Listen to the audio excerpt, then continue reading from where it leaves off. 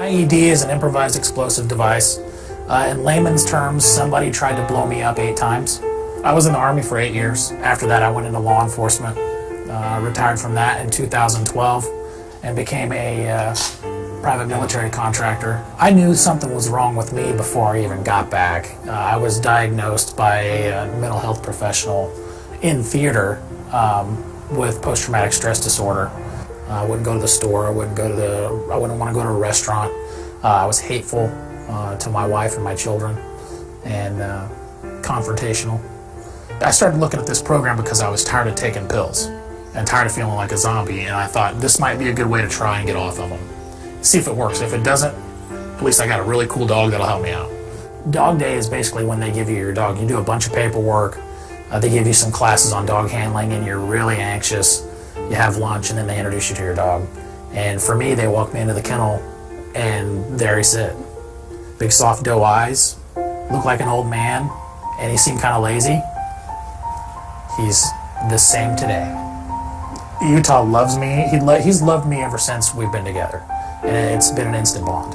The reason that I started working in PTSD is because of a great need for science on this topic. I mean, we have many multi-year-long wait lists for these dogs. They're not cheap, and it turns out we don't have published scientific efficacy data on it. And so I think it's really important to look into this to find out, first, whether or not it actually works, and second, if it does work, how does it work and how can we improve it? So I teamed up with the Habry Foundation, who is the funder of this study, as well as Bayer Animal Health, and we worked with Canines for Warriors in Florida, and their whole goal is to provide service dogs for military veterans who have PTSD. So our program is a 21-day live-in facility program. We started out with 1 dog and 1 warrior almost 7 years ago. Dog came off of Craigslist. The warrior was a local Navy veteran here, and we're now graduating 12 warriors every single month. And while they're here, we take them out and we teach them how to use their service dog in public. So for a dog to be a service animal, it needs to be trained for its specific tasks to mitigate the disability, which in this case would be PTSD. And so that's very different from a companion animal, which doesn't necessarily need to be trained to do anything.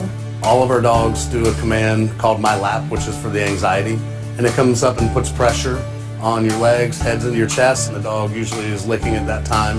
Then we do a cover position, so if you're at an ATM or at a counter, your dog is actually turned and facing opposite direction from you, so it lets you know when somebody's approaching, so you don't have that startled, frightened response from somebody sneaking up on you. You know, there's times I'll be stressed out, and I would shake a little bit, and I would feel his paw, and I'd look down, and he'd be just looking at me. He's so laid back. I mean, he levels me out. He grounds me. So what we found is that there's actually clinically meaningful reductions in PTSD symptoms for the people who had a service dog, but not for the people who didn't have a service dog. We found reductions in PTSD symptoms, and then when we looked at the differences between the two groups, we also saw lower depression if they had a service dog, lower anxiety, increased ability to participate in social activities. I think it's key to remember that A, this is not a cure. This is something that can help manage symptoms for the individuals in the study, but it's also not necessarily something that works for everyone, right? Not everyone is going to benefit from a service dog. But what I think we can take away from this is that there are specific measurable changes that are actually in line with what we're seeing in other evidence-based treatments right now. Beyond our standardized measures, we had these veterans saying things to us like, I can leave my house now, I'm not in my basement anymore, I'm out at my child's soccer game. And so it really seemed to be that the dogs helped them feel better in a way that enabled them to engage with society. You know, I've been with him since 2015, and I've been off all my prescription meds for 2 years. So it took me a long time to do it, but I did it.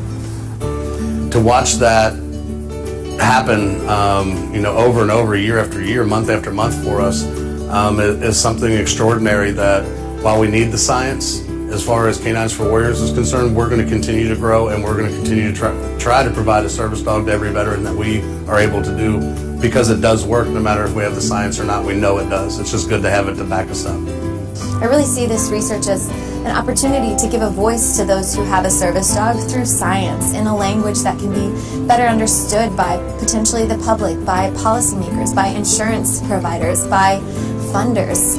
I think this has big implications for the veterinary community because it's some of the first rigorous scientific data to validate what dogs can truly do for humans.